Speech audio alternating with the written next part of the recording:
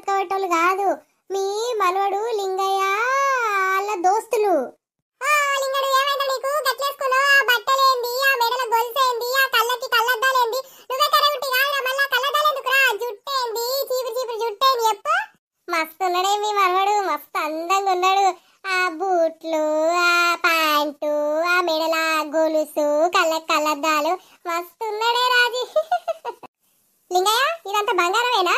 మీ నానమ్మ ఎంత పెట్టి ఎంచింది? ఎన్ని తులాలు మరి ఇది?